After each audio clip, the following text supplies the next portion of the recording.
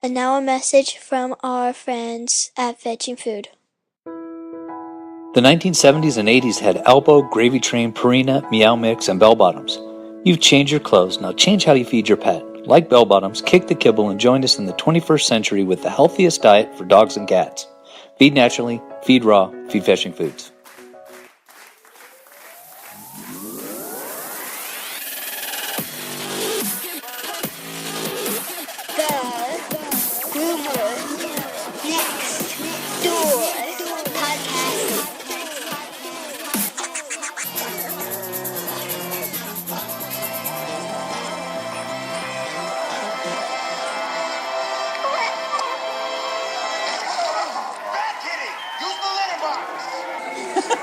Hello, pups and kittens, and welcome to a retro edition of the Groomer Next Door podcast. I'm your host, Chris Green, and sitting us, rejoining us, is our original host and the original star of the podcast, Sarah. Hello. And joining us for the first time on this podcast for a full-time position will be Claire. Hello. Well, as I mentioned, this is the first episode of 2019, and what that means is that we always go back to the original format.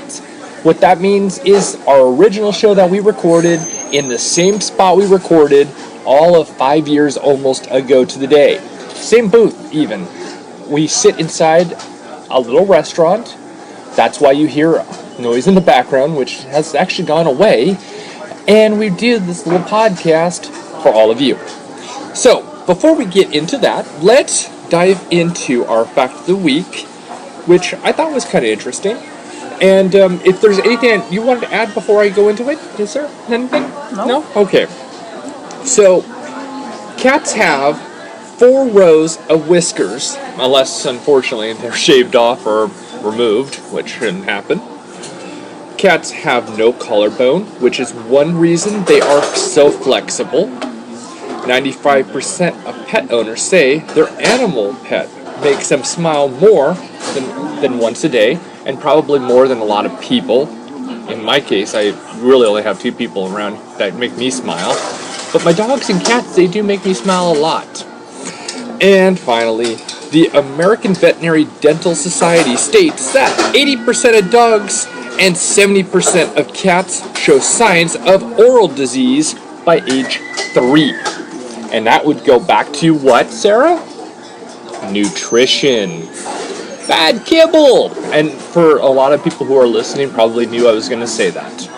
So let me go into what we're going to be doing this week on the podcast.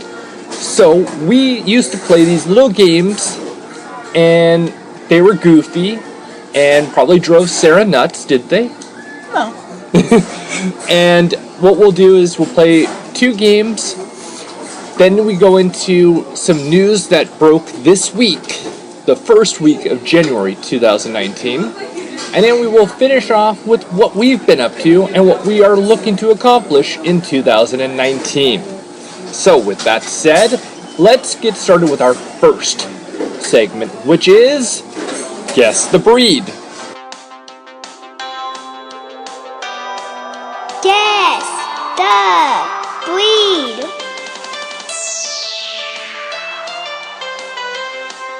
With your host, Chris Green. Alright, contestants, welcome to Guess the Breed. Boy, we have to dust this one off because we haven't done it in so long. Alright, so for our audience members all over, Guess the Breed is simple. I am going to give a bunch of attributes of a specific breed of dog. They are going to both, Sarah and Claire, are going to try to guess what breed I'm talking about. Are you guys ready? Yep. Yes. Okay. So, this particular dog has a lifespan of 12 to 20 years. Which are 12 to 20 years. I don't know if I said, what, I did say 20? Okay, good. 20 years. Now, of course, that's if they're fed not or kibble. Just saying. Jab, jab. The blank is the smallest breed of dog and named after the state of blank in blank blank.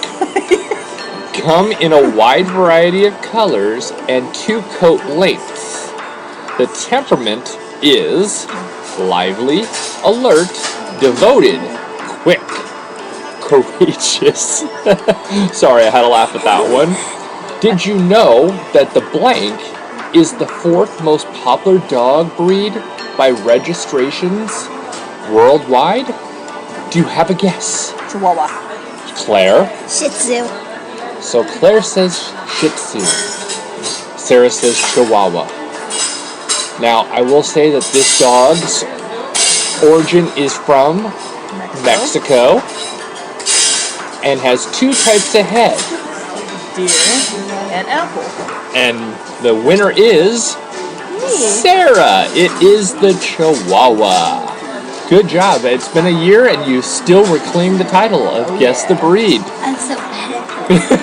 Oh, thank you for playing Guess the Breed. It's all there, black and white, clear as crystal. You get nothing. You lose. Good day, sir. Quiz, hotshot. You don't have to answer that question. I'll answer the question. What do you do? What do you do? Alright, so this is now Pup Quiz. Our 2 contestants have been asked these 5 questions before we started recording, and all of these came from Ranker.com. What it is the topic is the most popular dog breeds for the first 5 states. I gave the contestants the 5 states, and now we're going to ask them for their answers. So our very first state is West Virginia. Sarah, what was your guess? Weimaraner. Weimaraner for West Virginia. Claire? Golden Retriever. Well, you both are incorrect. No, I'm not. So the answer for West Virginia, the most popular dog in West Virginia, is the German Shepherd, which I thought that Claire was going to say. That was my second guess. I bet it was. All right. For the state of Michigan, what is the most popular dog breed? Aussie. Shih Tzu. Again, you both are incorrect. No, the site's incorrect. The number 1 breed for the state of Michigan is Newfoundland. What? Really? Really? Really? Yes, I was a little surprised. I am too. All right. For our third state, which is Montana, what is the most popular dog breed in Montana? Cattle dog. Chihuahua. Oh my gosh. Oh my gosh. You were 1 game off. It was the last game that was the Chihuahua, not this one. And that, too, is incorrect. What? Again, according to Ranker.com, This site is wrong. the correct answer is the Australian Shepherd. What? I got mixed up. Whatever. All right, so Game's rigged. Alaska, the most popular dog breed in Alaska, and I know what Sarah's gonna say. I don't know what Claire's gonna say, but Sarah, what's your answer? Alaska Malamute. Claire. American Akita. Wow, one of you is correct. Wow. 1 is correct. Does anybody want to guess which one's correct? Me. Sarah thinks she's correct? Of course. Well, it's actually Claire. Really? The Akita is the most popular breed in Alaska. Really? Really? Really? And finally, which I was surprised, I was thinking that Sarah was going to say Husky. I don't know why, one of the Alaska 2. Malamute. You said That's we a were good not point. going to get this. You said You were right, I didn't think you would. Alright, and the last one, for Hawaii. What is your guess for the most popular breed in Hawaii? This one was difficult. I didn't know. So I said lab. Lab, that's a good one. Yorkie.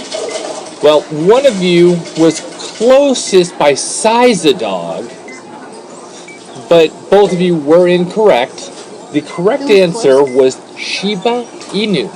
Who was closest? Ah. So, with that said, That's in between the lab and the Yorkie, so Daddy's even off. nope, you both were kind of right. No. Not even You were off, close. but you were right. No. Yes, No. yes, No. yes. You need to go back to school. No, I'm a host of the show, so I'm No. never wrong. Well, well, by the tally of the scores, Claire has 1 and Sarah had none. So, Yeah. in between the two, from Guess the Breed and Pup Quiz, you guys are tied 1-1. Well, I'm mom, so I win automatically. So, anyways, thank you for playing Guess the Breed. Disappointed! I don't watch the news because I'm a kid. Alright, this is GND News. This is where we pull 2 stories from the news and put it on the podcast. Now, originally, what we used to do is we would actually play the audio and then discuss it. But after a while thinking about this, it really doesn't make sense to actually discuss something that was pretty much put into full context. So, with that said, we will go into the 2 clips, which I thought the first one was really interesting, on the new bill passed in California, where they are no longer allowed to sell, any pet store, to sell any dogs from breeders. They all have to come from rescues. So I thought that was a great story, and that was whether it's dog, cat, rabbit. So I thought that was a really good one. And the other one was a very bizarre one, and I will let that story play itself out, where a teacher does something very bizarre with a puppy and a snapping turtle. So with that said, Claire, play the clips. She's now about 6 months old, and she's absolutely great personality, loves to dance. Marigold, the lop-eared bunny, is one of the many small pets Petco takes in from shelters and rescues to be adopted by customers. They were pioneers in this. But come January 1st, other pet stores will have to follow suit. California becomes the first state in the country to ban sales of rabbits, cats, and dogs at pet stores unless they come from a shelter or rescue. Marigold came from the nonprofit Rabbit Rescue, which worked with Congress to get bunnies included in the legislation. We were obviously really thrilled that our efforts paid off. The law is designed to cut down on deceptive sales practices. The SPCA estimates there are more than 10,000 puppy mills across the country.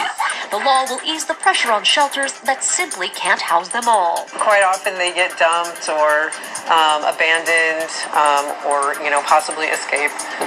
They end up in shelters, and there's overcrowding in the shelters, especially in Southern California. Stores will also be required to keep records of where animals come from and maintain health records. More than 200 cities in America, like San Francisco, already have similar laws in place. You'll still be able to purchase an animal from a breeder or online and through private sales. Animal rights advocates still encourage doing your due diligence first. If you're interested in adopting Marigold, she is still available at the Potrero Hill Petco. You can learn more information about her and Rabbit Rescue at our website, abc7news.com. It has been a long day in court today, and it's been relatively emotional for family members of Mr. Crossland. Let me give you a look at what we've been through. In opening statements, Crossland's attorney admitted there was no question about whether or not Crossland fed a sick, dying puppy to a snapping turtle in front of 4 students. But was it a crime?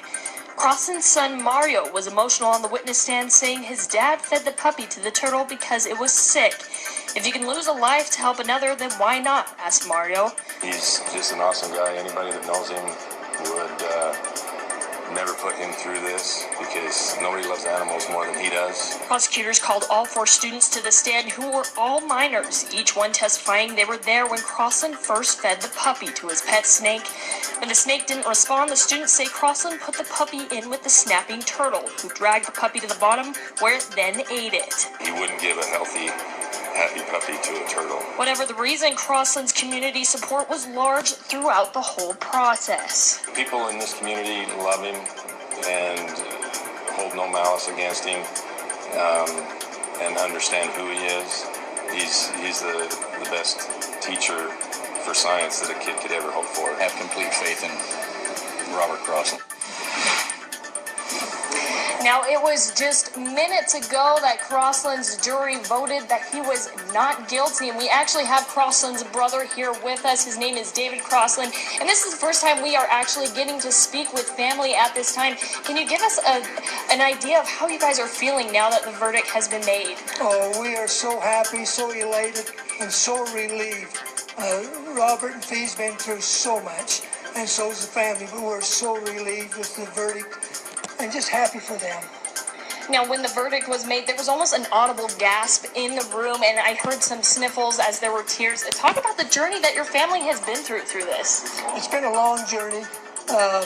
Ever since the incident come out and not knowing and all that, and it's an emotional time for everybody. Going forward, what is the next step for you guys?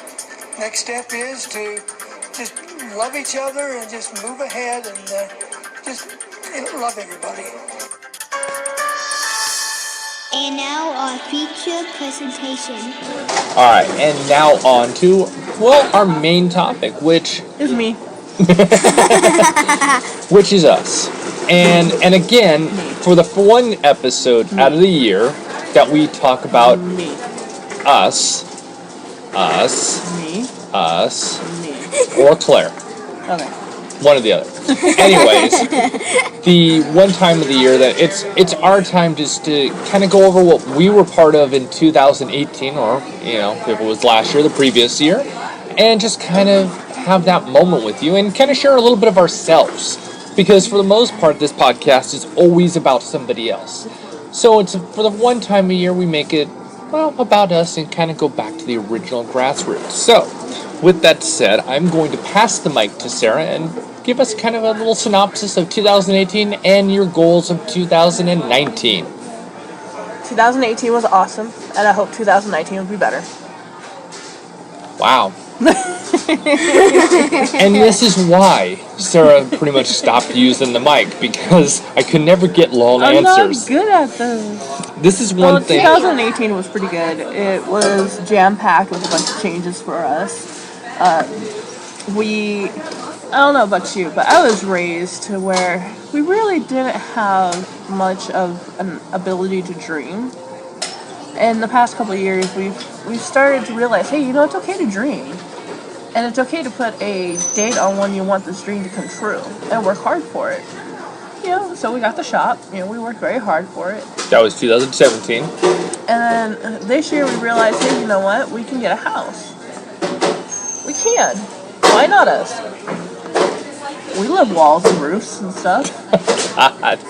That's one thing I miss about doing this podcast is movie lining throughout the whole time. And so now it's just, we're just really visualizing our dreams and trying to come up with a plan. Right. So we've already accomplished a couple really big milestones in our personal lives. But next stop is trying to get our house. Well, in order to do that, how do you get a house? Well, you try to bring in as much money as possible so you get your down payment, get moved, and, you know, make sure your credit's on point, yada, yada, yada. Well, we need to bring in as much money as we can. The more money we bring in, the quicker we can get our house. So that led me to applying for Domino's. I am also a pizza delivery driver. So not only do I groom the puppies during the day, at night I deliver pizzas. Shop owner by day, pizza delivery by night. It's almost kind of a superhero type sound, doesn't it?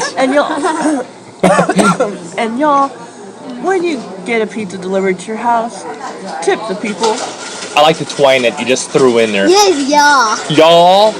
This is a California girl too. Yeah. Don't stiff them. Don't ask for exact change back. Give them at least $2. Come on. Really, $2. That's all it takes. And this is why I pick up my own pizza from the pizza place. Because I'm stingy. No, I actually like to go inside. But I want a Yankee Candle that smells like a pizza place. That would just be amazing, wouldn't it? And what's that nice, says Domino's on it. That would be smart too. Hey Domino's, here's an idea. It's like I could groom extra dogs and jam pack our days, but I gotta worry about my hands and worry about the pain I go through with, you know, typical grooming, because a lot of groomers end up with carpal tunnel and whatnot. So in order to save the strength of my hands, delivering pizzas is pretty easy and it's quick money. So decided to do that, and you decided to do something exciting too. I did. I was going to save mine for last. No. But okay, we'll go on to me. So I've not actually mentioned this on the podcast or even publicly, but I'm no longer going to be at the shop this year. I'm taking a job. Kidding. I'm taking a job as a teacher's assistant at a facility for special needs children. They could have anything from any kind of disability to behavioral issues to a very, very rough beginning in life. And so I will be doing that starting this year, starting very soon actually. So I will no longer be at the shop, and that's going to be my primary, where I will be there pretty much the same amount of time that I would have been at the shop. Then I'm going to try to pull in recording episodes for this podcast afterwards. We're going to see how that works. So this doesn't, end at the 5-year mark. And on top of it, I've been in contact with our local radio station about making this podcast into a radio show, which seems to be the possibility that that's going to happen hopefully soon. It would be a 1 episode a week live show, and it would go back to the format that the podcast originally was supposed to be, which was locals. So what it would be is we would be talking to local veterinarians, vet techs, animal behaviorists, etc., and highlight the locals who are doing it right here. And that's an exciting idea. The other part is if we decide to make it an hour show, we would have to pre-record our guests, because we probably would pull guests like we do on the podcast from all over the country, or even Canada, to be on, and then have to pre-record that, and then maybe add it in. As of now, it's supposed to be one episode per week, either a Wednesday or a Friday, and it would be a half hour, and then we'd go from there. But that's the place where I'm at now. It's scary to think that 2019 is so bizarre and different. I'll be having to hire a bather and train a new person. I'm like, oh, I hate training. Yeah. I hate it so much. Because as much as people think that common sense is common, it's really not. Yeah, they need to take the word common out of common sense. Because in my 5 years of doing this, I have seen a lot of people come in, whether it's here or our previous place. They've come in, they see what I want done and how I want it done, and they never seem to mirror that. At the beginning they do, but it becomes one of those, there's a shortcut. And in every field out there, there's always going to be shortcuts. They tend to find those shortcuts and want to stay there. And that's probably the damning part of the grooming industry, is the shortcuts. Mm-hmm. So Claire, tell us, what have you been up to in 2018, and what is your plans for 2019? So what I already accomplished is that I just finished third grade last year. Now I moved on to 4th grade this year. And last year, I was really bad at basketball last year. Now I'm really good at basketball this year because I accomplished to make basketball better than last year. And my goals for this year is to be better than last year. And you still play soccer? I still play soccer, and I still have a lot of work to do with soccer, and my goals for soccer this year is to get all that stuff worked out, and for me to be better at soccer than last year. If you haven't noticed, she's been in front of this microphone since, 4 years old? We started doing this? 5 years old. 5 years old. So this is so normal to you. You actually seem to be more comfortable with the microphone than your own mom. It's true, right? Yes. It's true.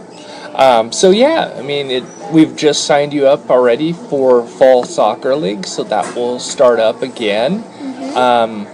And you'll be starting basketball here through another organization in the next week. And I have what basketball I have Upwards, Optimus, and Blackout. Blackout and Upwards are starting soon. No, just Blackout. Upward. Oh yeah, Upwards is. You're right. Is Duh. going up first. I start Upwards on Tuesday, and then Blackout starts around March. So I have lots of training with basketball. Right. So I can be good at basketball and soccer too. And we do go to our local college, and they have a girls' basketball team. And we'd like to see the girls and the boys play. Predominantly, we're more interested in watching the girls because it gives Claire that opportunity to see what she could be. And I think that it must encourage you in some ways to see what your future could be. If as long as you keep your grades up and you keep developing, I think you've got yourself a good shot. Well, is there anything else we want to add to our retro edition and insight to us? Grooming business is good. We conquered our fears and we went out on our own. It's still great, and can't wait to see what 19 brings us. Hopefully, get me over this cold soon. Yeah, it was kind of rough. You just came down with this cold literally today, and didn't think I wasn't going to record. I was like, no, you don't feel good. She's like, no, we're doing this. I want to get this over with. As soon as I get this over with, I don't have to worry about it for another year. Oh, stop. No, I just need a rest before I go to my shift tonight. Delivering awesome pizzas, so tip your pizza delivery driver. Oh, that's going to be your slogan now? Tip your pizza driver? Yes. Okay, well, I mean... Do you have something to say?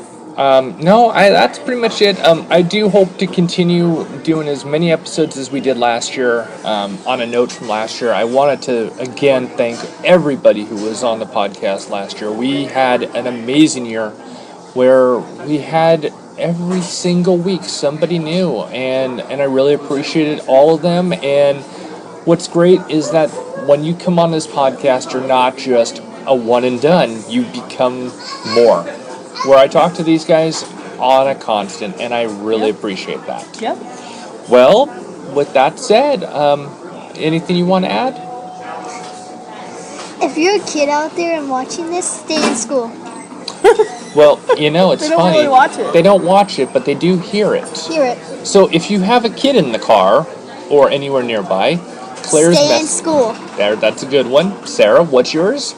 Tip your delivery driver. Wow. Okay. And well, on that note, What do you have to say? Her said it. So you have to say something. I don't make New Year's resolutions. I put a slogan on what I want the year to be, and mine is to take everything that I can and give nothing back. No, just kidding. I do hope to be doing a lot more community things and being able to give more. Just be the best person we can be. That's my thing. All right. Well, I'm Chris Green. Have a pet-tastic week. I already said mine. No, don't do it again. I already said mine too. All right. Well, I guess by that sound, they're already exiting the studio. Bye. So, bye-bye. Bye-bye, everybody. Okay, guys.